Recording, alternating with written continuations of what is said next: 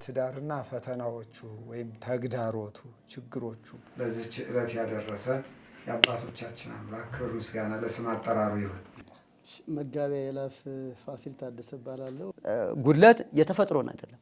ተፈጥሮ አሁን ምናልባት አንድ ሰው አይኑ ሾንዳራ ቢሆን እኔ ራሴን አጥፊ ይለኛል እስከ ማለት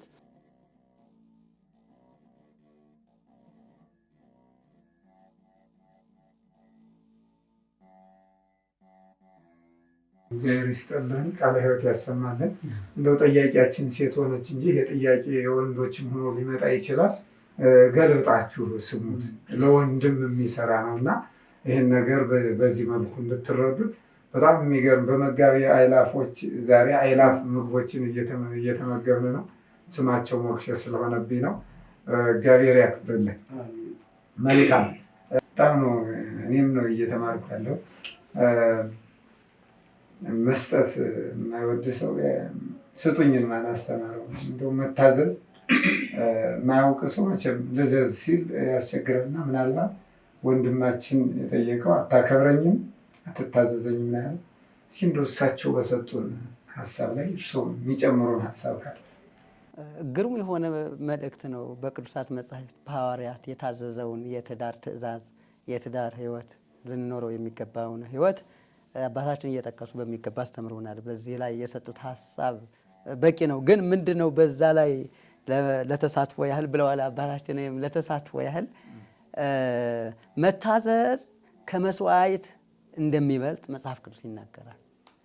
አሁን የሚበልጥ መስዋዕት ለእግዚአብሔር ማቅረብ ማንም ሰው ደስ ያሰኘዋል እና የሚበልጡ ነውር የሌለባቸው የሚባሉ መስዋዕቶች በብሉይ ኪዳን ዘሌዋውያን ላይ ብዙ ቦታ ነውር የሌለበት መስዋዕት እያለ ያስቀምጣል። ነውር የሌለበት መስዋዕት ደግሞ ትልቁ መታዘዝ ነው። ያውም ደግሞ ከመስዋዕት የሚበልጥ ተብሎ ነው በነቢዩ ሳሙኤል የተገለጸው እና ከመስዋዕት የሚበልጥ ከሆነ መታዘዝ እጅግ የሚወደድ ከሆነ እንደው ለምንድን ነው ማትታዘዘው ነው? ለምንድን ነው ማትታዘዘው? የመታዘዝን መስዋዕትነት አልገባትም። እስኪገባት ድረስ መማር አለባት። እንድትማር ወደ ንስሐ አባት መቅረብ አለባት።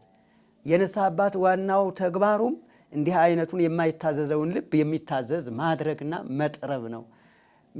መጥረቢያ ድንጋይን ምናልባትም እንጨትን ሊጠርብ እንደሚችለው ሁሉ ይሄኛው የእግዚአብሔር ቃል ደግሞ ልብን ይጠርባል፣ ያስተካከላል። የመታዘዝን ጥቅም በሚገባ እንድትረዳ ክርስቶስ ለምንድን ነው የታዘዘው? ያውም ደግሞ እስከ ሞት ድረስ ደርሶ የመስቀልን ሞት ተቀብሎ መታዘዝ እንደዚህ ድረስ እስከዚህ ድረስ ያደረሰው ምንድን ነው ሲባል መታዘዝ ያላት ጥቅም ትልቅ ስለሆነ ነው። መላእክት በሙሉ የተጠቀሙት ለምንድን ነው? አጋንንት ስለምንድን ነው የተጎዱት? አጋንንት አይታዘዙም። ቢታዘዙም ተገደው ነው። መላእክት ግን ይታዘዛሉ። የሚታዘዙት ግን ተገደው አይደለም፣ ደስ እያላቸው። እዚህ ግባ በተባሉት ቦታ ሁሉ ጨርቅ የማቅ የሚባል ምክንያት ሳይፈጥሩ ሳይደረድሩ ተወርውረው እንደ መብረቅ ከተፍ የሚሉበት ሰዓት አለ። ለምንድን ነው? ደስታ ስላለ። ስለዚህ የሚታዘዝ ሰው ደግሞ በደስታ ካልታዘዘ የሚሰራው ስራ ሁሉ አያስደስትም እና ስለዚህ ስትታዘዝ እሷም መስዋዕት መሆኑን አውቃ እርሱም ለምንድን ነው ማትታዘዘው እያለ ቅሬታ እየፈጠረበት እንደገና ደግሞ እያሳደገው ሂዶ አጸፌታ ለመመለስ ወይም ደግሞ እሷ ብቻ ታዛዥ እሱ ግን አዛዥ ብቻ የቅድም አባታችን በሚገባ ተናግረዋል። ለቤት የኔ ተንከባካቢም ነኝ አባትም ነኝ። አባትነት ተንከባካቢነት እንዳለ የታወቀ ነገር። ስለዚህ መታዘዝ የእሷ ብቻ ግዴታ ሳይሆን እሱም የፍቅር ትእዛዝ ሆኖ መታዘዝ አለበት።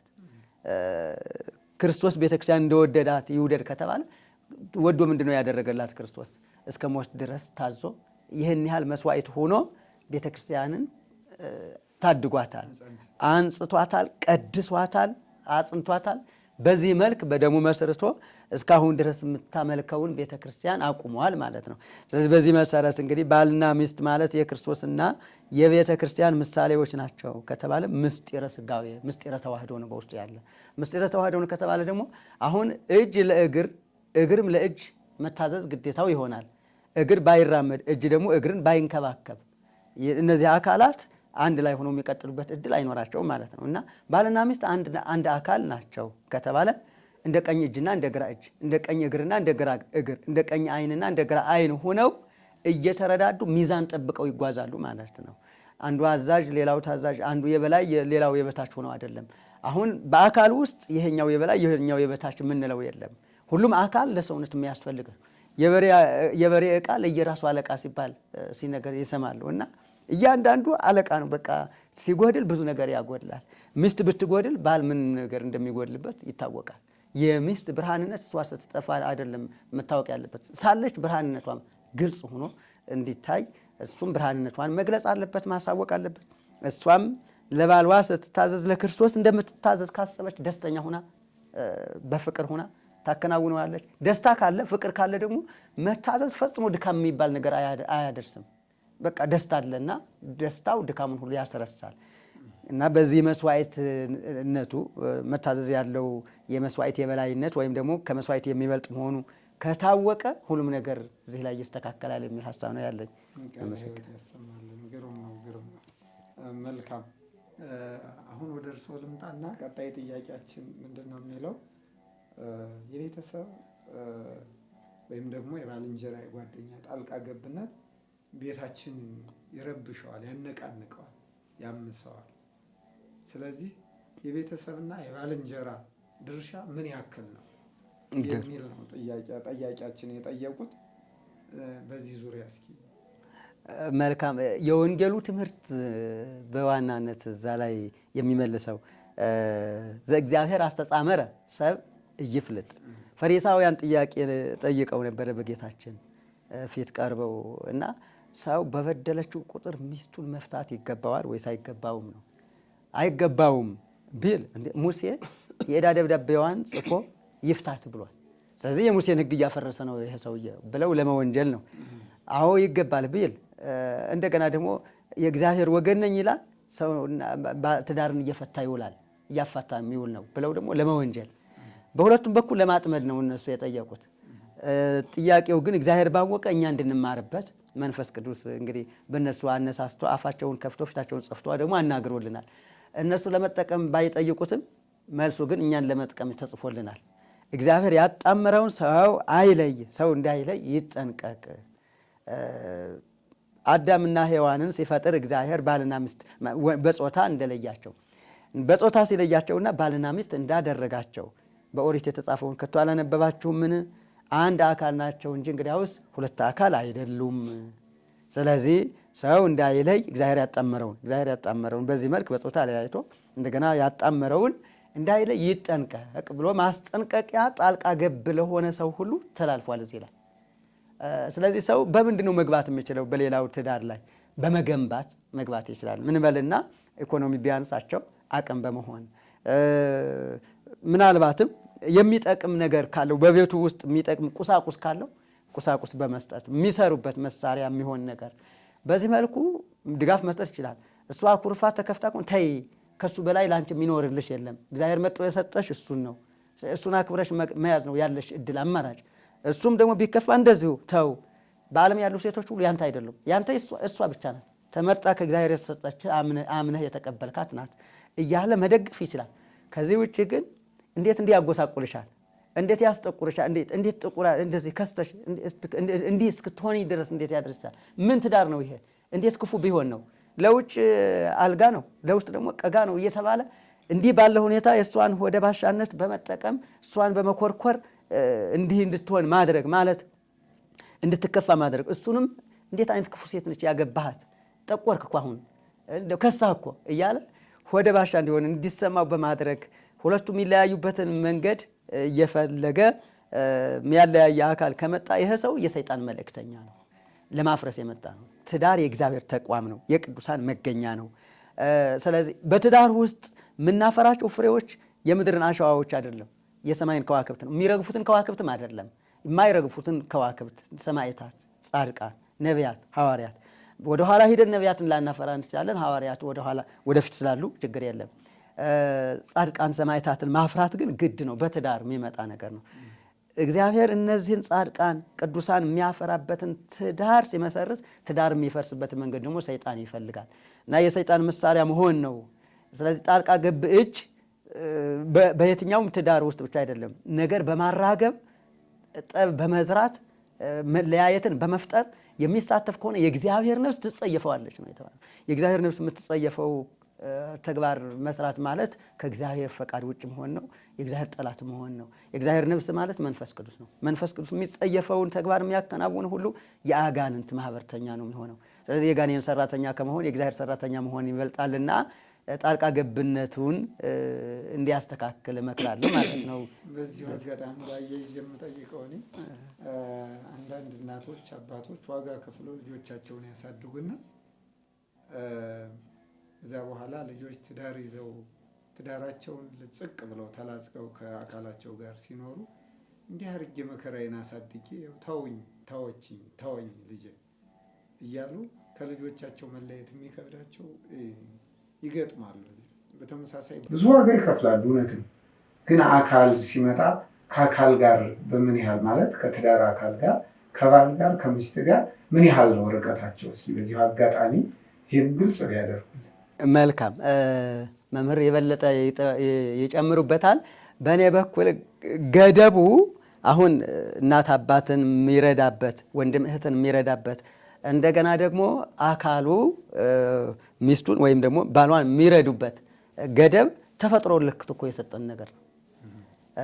አባት እናቱን ይተዋል፣ ሚስቱን ይከተላል፣ ከሚስቱ ጋር ይተባበራል፣ ከእሷ ጋር ይጣበቃል። አሁን ፈቃደ ስጋ ቢነሳበት በእህቴ ላድርግ ማለት አይችልም። ለሱ የተሰጠችው አካል አለች፣ በሷ ነው ማድረግ የሚችለው። በዚህ በኩል እህት ትምጣ አይባልም፣ እናት ትምጣ አይባልም። ሌላ ግን እህት ብትቸገር እናት ብትቸገር አይ ከዚህ በኋላ ተለያይቷል፣ ከዚህ በኋላ ሚስቱን ነው እንጂ ማገልገል ያለበት እህቱን መርዳት የለበትም፣ እናቱን መርዳት የለበትም አልተባለም።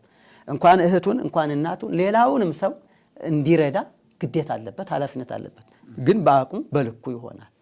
ከዛ ውጭ ግን እናት አባትም ስላሳደጉ ከዚህ በኋላ ባልን ማገልገል የለባትም። ያሳደግን እኛ ነን፣ መገልገል ያለብን እኛ ብቻ ነን ማለት አይቻልም። የሚገለገሉበት ድርሻ ይኖራቸዋል፣ እንደገና ደግሞ መጠንም ይኖረዋል። ያንን እነሱም አልፈውታል። እነሱም እኮ ከወላጆቻቸው ተነጥለው ነው በትዳር የመጡት። ከዚህ ውጭ ሆኖ የመጣ የለም። ሲመጡ እንደዚሁ በትዳር እየተጣበቁ በትዳር አንድ እየሆኑ ነው ዓለም እንዲህ አድርገው ለመሙላት የበቁት እና ከዚህ አንጻር የወላጅነት ክብር የወላጅነት ቦታ ራሱን የቻለ ነው። የእህትነት ቦታ ራሱን የቻለ ነው። መጠኑም በዚያው ልክ ይለያል። የሚስትነት የባልነት ግን ቦታው ለየት ይላል። አንድ አልጋ ላይ ሆነው በአንድ ምንጣፍ፣ በአንድ አንሶላ፣ በአንድ ቤት፣ በአንድ ሀሳብ፣ በአንድ ምክር፣ በአንድ ልብ እንደ አንድ ልብ መካሪ እንደ አንድ ቃል ተናጋሪ ሆነው ኑሮን የሚመሩበት ወደ ላይ ያሉትን ወላጆች የሚጦሩበት ወደ ታች ያሉትንም ልጆች የሚያሳድጉበት ማዕዘናዊ ተቋም ነው ይሄኛው እና በዚህ ልክ ተመስርቶ ነው በእግዚአብሔር የጸናው። ይህንን ማጠንከር ነው ይገባላለሁኝ። ቀሪውን ክቡር አባታችን ይጨምሩበታል። እግዚአብሔር ይስጥልን፣ ክብር ያድልልን። በዚህ አሁን በተነሳው ጥያቄ ላይ እርስዎ ተጨማሪ ሀሳብ ካለዎት ሚሉን ሀሳብ እንደው በእውነቱ ከሆነ እኔ ጣልቃ ገብነትስ እናት አባት፣ ወንድም እህት፣ ባልንጀራ በተለይ እናት አባት አሳድጌ ልጄ ባል ስታገባ ሚስት ሲያገባ ተውኝ የሚሉበት አጋጣሚ አለና ይኮረፋሉ። እንደው ምናሳድጋቸው ልጆቻችን ምንድራቸው ፍሬ እንዲያዩ ከባለቤታቸው ጋር ከትዳር አካላቸው ጋር ጸንተው እንዲኖሩ አይደለም ወይ? እስከ ምንድን ነው የሚለውንም ጭምር ቢያነሱልን ጥሩ ነው ይመስለኛል። ምክንያቱም ብዥታ አለ። ጥሩ ባልንጀራ አለ፣ ጥሩ እናት አባት አለ፣ ግን መስመሩ የግል ነው እና በዚህ ዙሪያ እንደው ለተመልካቾቻችን የሚያስረዱልን ሀሳብ። በጣም ጥሩ። እሺ ለመጨመር ያህል ነው። ጣልቃ ገብን እስቲ ድንገት በሁለት ልክፈለው፣ አዎንታዊና አሉታዊ እንበለው። ቃሉ ጣልቃ ገብ የሚለው ይከብዳል። በእርግጥ ግን አዎንታዊ ነገሮች አሉ። ህይወት ማህበራዊ ህይወት ነው። አክስት፣ አጎት፣ አባት፣ እናት፣ ወንድም፣ ባልንጀራ የመሳሰለው አብረን ነው የምኖረው። የምነና ህይወት ካልሆነ በቀር የትዳር ህይወት ገና ቅድመ ጋብቻ የሚያሉ ታሳቢ ያርጉት። እንዲያውም በእሷ በኩል ዘመድ ይመጣል፣ በእሱ በኩል ዘመድ ይመጣል። ስለዚህ አንድ ብቸኛ የነበረ ሰው ሲያገባ እኮ ማህበራዊ ኑሮ ይሰፋል። ለቅሶ መድረስ፣ ምርቃት መሄድ የመሳሰለው ይሰፋል። ስለዚህ ይሄ አዎንታዊ ነገሮች አሉ። እንዲያድርጉ እንዲያታድርጉ የሚሉ አዎንታዊ፣ በርቱ እንጂ ጠንክሩ እንጂ ልጆቻችሁን በዚህ መንገድ አሳድጉ የሚል እኮ የሽማግሌ የዘመዳ ዘመድ የባልንጀራ በጎ ነገሮች አሉ እና አዎንታዊ ትስስሮች ማህበራዊ ህይወት ነው፣ በጎ ነው፣ ዋጋ የሚያስገኛ ከእግዚአብሔር።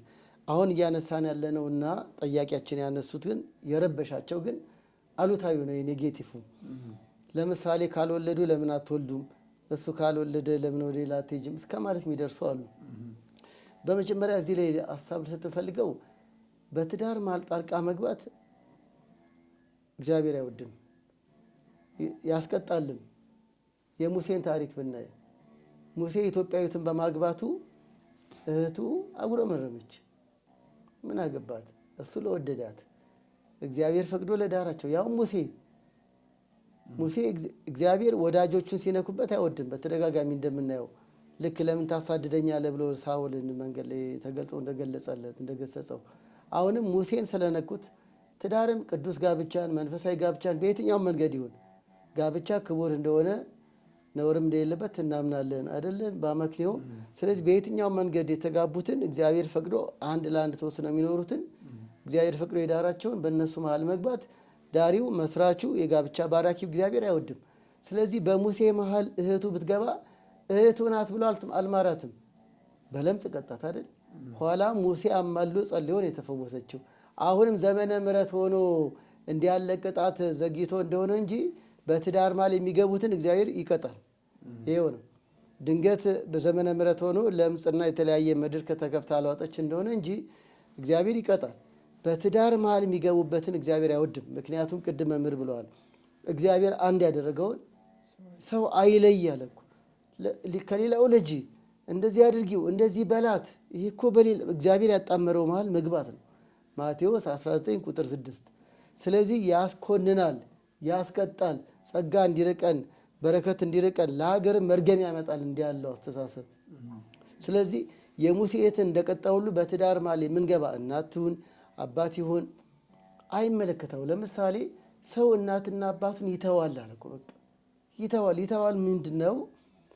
ውሳኔው ከሚስቱ ጋር ነው፣ ይጣበቃል። ውሳኔው ፈቃዱ ከሚስቱ ጋር ነው። ሌሎቻችን አጃቢ ድጋፍ ሰጭ ነን እንጂ ውሳኔ ሰጭ አይደለንም።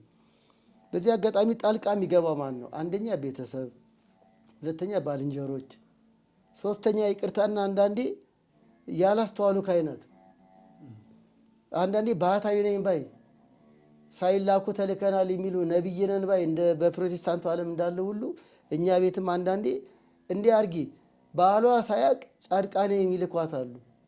ውሳኔ ሰጥተው ለባልሽ እንዳትነግሪው የሚሉ ካህናት አሉ። ለምንድን ነው የማይናገረው? ለሚስት እንዲህ እንዳትላት፣ አንዳንዴ እንዲህ በላት፣ እንዲህ ካላለች እንዲህ አርግ የሚሉ አሉ። እኛ ካህናት መካሪ እንጂ ዲሲሽን ሜከር አይደለንም። ጌታ መጻጉዕን እንኳን አስፈቅዶ ነው የፈወሰው። ቆራቢ ያለኝ ትዳር ላይ ቁረቡ፣ ንስሐ ገቡ፣ አስራት አውጡ እንላለን እንጂ ከዚህ ያለ ገንዘብ ይህን ያህል ገንዘብ አምጣ ብለን ዲሲሽን ሰጭ አይደለንም። እኛ የነፍስ አባቶች እንኳን ውሳኔ ሰጭ አይደለንም። አመላካች ነን፣ መካሪ ነን። ገደብ አለን ማለት ነው፣ እንኳን እናት አባት። ስለዚህ ገደብ አለው። ባልና ሚስት ሁለቱ በፈቃዳቸው የትኛውን ነገር ሊያደርጉ የሚገባው ይተዋል፣ ይጣበቃል፣ ይተባበራል የሚለው ይህን ነው። ድንገት ከዚህ ጋር ከሄደ ለምሳሌ በምስጢረ ተዋህዶ መለኮት ይራባል እንዴ? በባህሪው አይራብም። በተዋህዶ ግን ተራበ። ታዲያ መላእክት እንዴት ለሰው ተብለ ብለህ ትራባለህ አሉ እንዴ? መላእክት አላሉም። አንከሩ ነው የሚለን አይደል? በምስጢሩ መላእክት አደነቁ እንጂ እንዴት ቤተልሔም ትወለዳለህ አሉት እንዴ? አንተ እኛ ጌታኛ 24 ሰዓት ብናመሰግን እንዴት በረት ውስጥ ትወለዳለህ አሉ እንዴ? ስለ ሰው ፍቅር መለኮት የማይሆነውን ሆነ፣ የማይራብ ተራበ፣ የማይጠማ ተጠማ፣ የማይሞት ሞተ። በመለኮት ያው ነው፣ ክብር ይግባውና በዓለም ለሚስቱ ድሃይውን በረትም ይኖር ደጅም ይደር ፍቅሩ ነው። መላእክት እንዳደነቁ ሁሉ ስለ ሚስቱ ይሄን ሆነ፣ ስለ ባሏ ይሄን ሆነች ብለን እኛ ማድነቅና አይዟችሁ ማለት እንጂ አያገባንም። ስለዚህ የማይሆን ሆኗል። ስለ ፍቅር ባል ስለ ሚስቱ አይደለም መደበኛ ኑሮ ራሱን ዝቅ ሊያደርግ ከዛም በላይ ብዙ ኑሮ ህይወት ውስጥ ሊገባ ይችላል። ስለ ሚስቱ ሊሆን ይችላል፣ ስለ ባሏ ልትሆን ትችላለች። ሚስቴ አትወልድምና አልተዋትም ከእሷ ጋር ተጣብቄ እኖራለሁ ይላል የሚሉ አሉ። በቃ መብት ፍቅር ማለት ይሄ ነው። ይሄ ሲሆን እዚህ ላይ እንደ ሀሳብ የምሰጠው ሌላ ማጠቃለያ፣ በዋናነት ግን ሁለቱ ናቸው። ጣልቃ ገብ እንዲገባ የሆነው ለምንድን ነው? ወይ እሷ ወይ እሱ ምክንያት ሆነው። ይስሐቅና ርብቃን ብናይ 20 ዓመት ሙሉ እኮ በጋብቻ ሆነው አልወለዱም። ዘፍጥረት 25 ላይ እንደምናየው ይህቺ በዚህ ዘመን ማትወልድ የአብርሃም ዘመን ሆና ማትወልድ ብሎ ብዙ ጣልቃ ገብ ሊገባ ይችላል ብለን ገምታለን። ነውም ግን ሁለቱ ንፋስ አላስገቡም። ይልቅስ ይስሐቅ ምን አደረገ? አይ አንቺ ካልወለድሽ ወደ ሌላ ልጅ አላለም። ሌላ ጣልቃ ገብ አላስገቡም ለማለት ነው። ይልቅ ምን አደረገ? ጸለየ። እንዲሁም እግዚአብሔር የይስሐቅን ጸሎት ሰምቶ ርብቃን ባረካት ይላል አይደል? አሁንም ባልና ሚስት የሁለቱ ዲሲሽን የሁለቱ አቋም ነው ዋናው። እናቴ እንዲህ ብላኛለች ካለች አንድ ሴት ትዳር አልገባትም። እናቷን እኮ ታመጣለች። በውጭ ማገዝ፣ በጸሎት በገንዘብ በመሳሰለው ተባብሮ ማገዝ ይችላሉ። እናትም ደግሞ በጸሎት በምክር በጠበል በምን መመረቅ እንጂ ትዳራቸው ውስጥ ገብተው እንደ ሙሴ እህት ሌላ ነገር ውስጥ መግባት የለባቸውም። ገደብ አለው። ባልና ሚስት አሉታዊ ጣልቃ ገብ ቤታቸው እንዳይገባ ገደብ አጥር ማጠር አለባቸው ለማለት ነው። እንደ ይስሐቅና እንደ ርብቃ የትኛው ሀሳብ ቢሰጥ መጥተው ማንጸባረቅ የለባቸውም። ቅድም ፊልትሮ ብለን የለ እናቴ እንዲህ ብላኛለችና አባ ገሌ እንዲህ ብለውኛልና እንዲህ ማድረግ አለብህ ማለት የለባትም። አጣርታ ነው ለባሏ ወይም ምን ይሻለናል። ለምሳሌ አንዳንዴ ሀሳቡ እኮ በጎ ሊሆን ይችላል፣ ግን ውሳኔው የሁለቱ። ለምሳሌ አንድ እናት ብድግ ብለው ለእሳቸው ስሜት እንዲመች ኑ እስቲ ጉለሌ የሚኖሩትን ባለትዳሮች ኑ እኔ ቤት ቦሌ ኑሩ ሊሉ ይችላሉ። ጥሩ ሀሳብ እኮ ነው። ጥሩ ሀሳብ ጣልቃ ሊገባ ይችላል፣ ግን ይህን ጥሩ ሀሳብ የሚያስተናግዱት ባልና ሚስት ናቸው። እኛ ቦሌ ብንኖር ለትምህርት ቤት ይመቻሉ፣ ለስራ ይመቻሉ፣ ለአኗኗር ይመቻሉ። እናቴ ጥሩ ሀሳብ አምጥታለች፣ ለእኛ ግን አይሆንም። ይሄ እኮ ነው። ስለዚህ ጥሩ ሀሳብ እንኳን መጥቶ የሚወስኑት በእነሱ ኪስ ነው፣ በእነሱ አኗኗር ነው፣ በልጆቻቸው አኗኗር ነው። ስለዚህ በጎ ሀሳብን መጥቶ ወደ ተቃራኒ መጥቶ ቤት ውስጥ የጠብ ምክንያት መሆን የለበትም። እንኳን ተቃራኒ ሀሳብ በጎ ሀሳብ ቅድም እንዳልነው ለምሳሌ አዲስ አበባ የሚኖር ባለትዳሮችን ኑና ደብረ ብርሃን ኑሩ ብለው ቤተሰብ ቢያስብ እንኳን አሰቡ፣ ኢትዮጵያ ነው። ግን ደብረ ብርሃን ሄደን መኖር ለእኛ ለስራችን ምቹ ነው ወይ? ምቹ ከሆነ ለሁለቱ ከተስማማ የትም ይኖራሉ። እንኳን እኔ መሰለ ሀገር ለሁለቱ አኗኗር ካልተስማማ ግን የአባቴ ሀሳብ ነውና ይተግበር አይባልም። ስለዚህ ውሳኔ የሁለቱ ነው። ሁለቱም ተቃራኒ ሀሳብ እንዳይገባ ቤቱ እንዳይረበሽ አጥር ማጠር አለባቸው። ቤታችን በር እንዳለ ሁሉ ለአሉታዊ ጣልቃ ገብነትም በር ሊሰራለት ይገባል። መልካሙን አብረው ወስነው ማስተናገድ፣ መልካም ያልሆነውን ደግሞ ለግጭት ምክንያት እንዲህ አለችኝ አባትሽ እንዲህ አለኝ ተባብሎ ግጭት ከመፍጠር ይልቅ በጥበብ እንዲህ ጥሩ ሀሳብ ነው ግን ለእኛ አይስማማንም፣ የሰጡን ጓደኞቼ ጥሩ ሀሳብ ነው። ከዚህ ውጭ ግን እህቶቼ ብለዋልና በእህቶቼ አትምጣብኝ፣ ጓደኞቼ የግሮሰሪ ጓደኞቼ ብለዋልና በጓደኞቼ አትምጭብኝ ካለ ይሄ ትዳር አልገባውም። ምክንያቱም እንኳን አይደለም የግሮሰሪ ጓደኛ አባት እናት ይተዋል ነው የሚለው እና መለስ ብለው ስለ ትዳር ማሰብ፣ ቃል ኪዳናቸውን ማሰብ፣ የጋብቻ ምስጢር ማሰብ ተገቢ ነው። ስለዚህ ጣልቃ ገብ ረበሸኝ ከሚሉ ይልቅ እንዳይረበሹ አድርገው አጣርተው መወሰን የነሱ ድርሻ ነው። እንዲሁ በትዳር ዙሪያ ከሚመጣ ፈተና አንዱ መሆኑን ግን ተገንዝበው ይግቡ። ለሰብ ጸሩ ሰባ ቤቱ አይደል? ለሰው የገዛ ቤተሰቡ ጠላት ይሆነዋል። ማቴዎስ 10:36 ላይ ሊገጥም ይችላል። አርቆ ማጠር የኛ ድርሻ ነው። የባልና ሚስቱ ሊገጥም ይችላል። የመጣውን ሀሳብ ሁሉ ደግሞ ለቤቱ እንዲህ ብላኝ እንዲህ ብሎኝ ብሎ የመጣ የመጋጫ ምክንያት ማድረግ የለብንም። አስቀድሞ አጣርተን እንማከር። ያኛው ሰው ላይ ጠላት እንዳንፈጥር ማለት ነው። እንዴት ቤተሰቦችሽ እንዲሉኛል የሚል ግጭት ምክንያት እንዳይሆን በአዎንታዊ እንግለጸው። ውሳኔ ግን የሁለቱ ይሁን። ኑሮ ካሉት ምን ይሞቃል ይባል የለ። እነሱ ለኑሯቸው እንደሚስማማ ሁለቱ ይወስኑ። ይሄ ገና ከቅድመ ጋብቻ ጀምሮ ለምሳሌ በቤተክርስቲያን ደረጃ በቁርባን በመዝሙር ጋብቻቸውን ፈልገው ጣልቃ ገቦች አይሆንም። ዲጄ መቆም አለበት፣ የቤተሰቡ መባል አለበት፣ የቤተዘመዱ ነው የሚባለው ሌሎች ከዚህ ይጀምራል። የዚህን ጊዜ የሁለቱ አቋም ነው ዋናው ለማለት ነው። አይ እኛ እንስፈንና በኋላ ላይ ቁረቡ ሊል ይችላል አባት። አሁን ልጆቹ የሚመዝኑት በመንፈሳዊ ልኬታቸው በመንፈሳዊ ፍላጎታቸው ነው ማለት ነው። አባቴ በዘፈን ብሏልና ምንም ማድረግ አይቻልም መስፈን አለብን ብላ እሱ ላይ ካንጸባረቀች የሚፈልጉት መንፈሳዊ ጸጋ ሊቀርባቸው። ስለዚህ ገና ከቅድመ ጋብቻ ጀምሮ ጣልቃ ገብ ይመጣል። ተፈጥሯዊ ነው፣ ይቀበሉ። ግን እኛ ምን እንወስን ነው። ስለዚህ በጣም መንፈሳዊውን ካህን አማክረው ይወስኑ። የጤና ጉዳይን ሐኪም አማክረው ይወስኑ። የህግ ጉዳይን ባለ ህግ አማክረው ይወስኑ። በየትኛውም ጉዳይ ግን ውሳኔ ሰጪ እነሱ ናቸው። ቢያጠፉም የሚወቀሱ እነሱ ናቸው። ቢያለሙም የሚመሰገኑ እነሱ ናቸው። አይ ጎረቤቴ አማክሮኝ ነው እንዲያልኩት የሚለው ምክንያት አይድንም። ስለዚህ የሁለቱ በር መዝጋት አስፈላጊ ነው። ከውጭ ሆነን ደግሞ እንዲምንል ልክ እንደ ሙሴ እህት እግዚአብሔር በትዳር መሃል ስንገባ እንደማይወድ እንደሚቀጣን ከጸጋ እግዚአብሔር እንደሚያርቀን እንደሚያዝንብንም ተገንዝበን አንደበታችንን ሁኔታችንን እንሰብስብ። እናትና አባትም እኛውን ካገባን በኋላ እናት አባት ትተን የለ እንዴ? በቃ ስለዚህ ነገም ልጄ እንደሚተወኝ መቀበል አለብኝ እንዴ? ግድ ነው። ኮሌጅ ሲገባም ኑሮ ሲጀምርም ትተው የራሳቸውን ህይወት፣ ይሄ ተፈጥሯዊ ነው። ከአዳም ከሔዋን ጀምሮ ነው። አሳድጌ እንዴት ይተወኛል ማለት ይሄማ እውነት ጤናማ አስተሳሰብ አይደለም። ድሮስ ያሳደግኩት ህይወት እንዲመሰርት አይደል? ያሳደግኩት ራሱን ችሎ እንዲኖር አይደል? ያሳደግኳት ክብሯን ጠብቃ እንድትኖር ያደረግኩት ማይረጓን ለማየት አይደል? ስለዚህ ማይረጋየው ብለን በማይረጋቸው ደስተኛ መሆን እንጂ ከኔ ቁጥጥር ስር ትሁን ከኔ ቁጥጥር ስር ይሁን ማለት አይገባም። መላእክት ጌታ ስለ ሰው ፍቅር ራሱን ዝቅ ሲያደርግና በረት ሲወለድ እንዳደነቁ ሁሉ እኛም አንድ ልጄ ስለ ሚስቱ ራሱን ዝቅ አድርጎ ከኖረ እንደ ማድነቅ ነው ያለብኝ። ሚስትም ስለ ባሏ ፍቅሯን ለመግለጽ በተለያየ መንገድ ብትኖር ደግ አደረግሽ፣ በጎ ነው፣ ለባልሽ መሆን ያለብሽን መሆንሽ ጥሩ ነው ማለት ነው ያለብን እንጂ በሰው ህይወት መግባት የለብንም ነው። አመሰግናለሁ። ቃለ ሕይወት ያሰማልን። ቃለ ሕይወት ያሰማልን። ለዚህ እንዲህ ብለው ጣልቃ የሚገቡ ሰዎች ቤተክርስቲያንንም ሀገርንም እያፈረሱ ነው ማለት ነው። በሌላ አገላለጽ ግሩም ትንፋሹ አምስተኛዋ ጥያቄ መልካም አስፈላጊ ናት። እሺ መልካም አባታችን፣ አምስተኛ ጥያቄ ምን ይላል?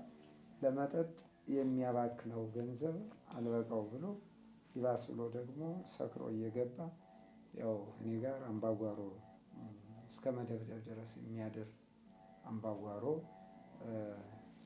ይፈጥራልና ይህም ባለቤቴን በምን መልኩ ነው ማስተካከል የሚችለው ትመክሩኝ ትላለች ልጃችን።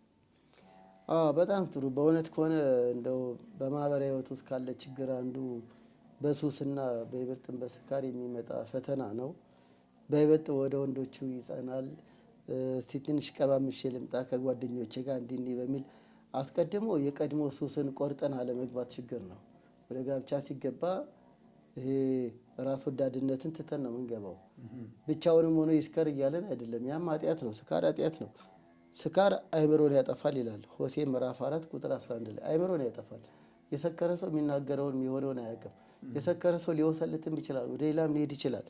ያ ደግሞ ኃጢአተኛን ኃጢአቱ ትቀጠዋለች ነው። ስካር ከአንደበት እስከ ተግባር መስመር እንዲስቱ ያደርጋል። ሰውነትን፣ ማንነትን፣ ታላቅነትን፣ ክብርን ሁሉ ያዋርዳል። ኃጢአትም ነው። ሮሜ 13 ቁጥር 13 ላይም የጽድቅ ስራን ዘርዝሮ መንፈሳዊትንም ሲነግረን በስካር አይሁን ይላል። ስካር ከጽድቅ ስራ ውጭ እንደሆነ የኃጢአት ተግባር እንደሆነ ሮሜ 13 ቁጥር 13ም ቅዱስ ጳውሎስ መክሯል። ስለዚህ እንኳን በጋብቻ ላይ ሆኖ በየትኛውም አኗኗር ላይ ስካር በፍጹም አይፈቀድ። ለኢትዮጵያ ኦርቶዶክስ ቤተክርስቲያን ተከታዮችም ቤተክርስቲያን አስገንዝባ የምታስተምረው በፍጹም ቢቻል ባይጠጣ ልክን ገደብን አውቆ ወደ ስካር መሄድ እንደማይገባ። ስካር አንደበትን እንዲስት ወደ ለብዙ ኃጢአት መግቢያ መንገድ ነው የሚሆነው። ለትዳር መፍረስ፣ ለልጆች መበተን፣ ለቤተሰቡ ሰላም ማጣት ስካር እጅግ በጣም እናም በእውነት አስቀድሞ ስካርን መቃወም አለብን ነው።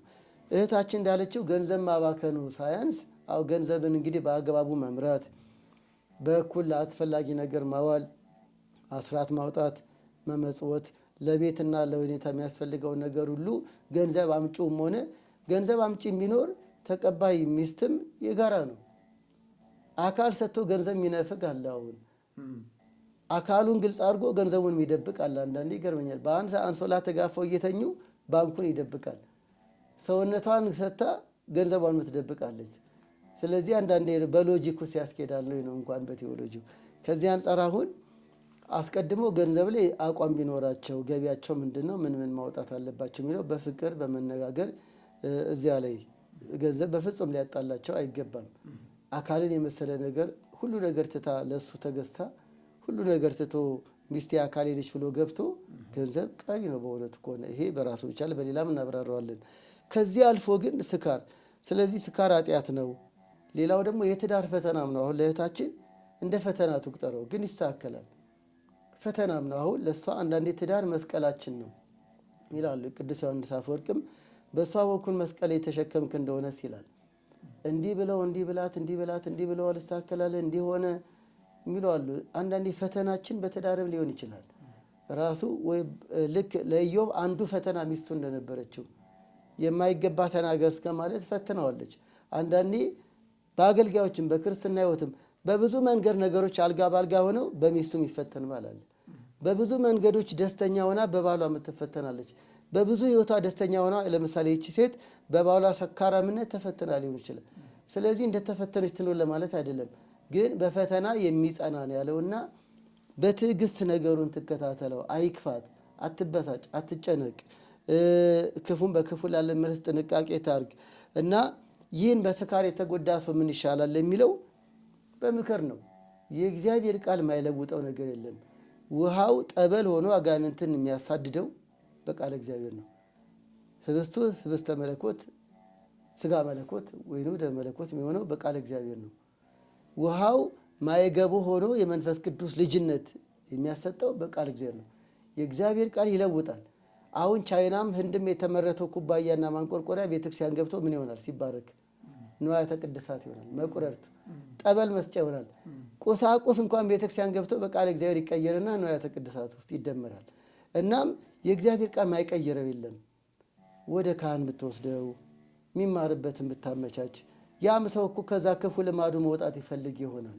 ለዛ ምክንያት ያደርገውም እኮ ሰው በሁለት መንገድ ይፈተናል። አንደኛ በሰይጣን፣ ሁለተኛ በራሱ ደካማ ጎን።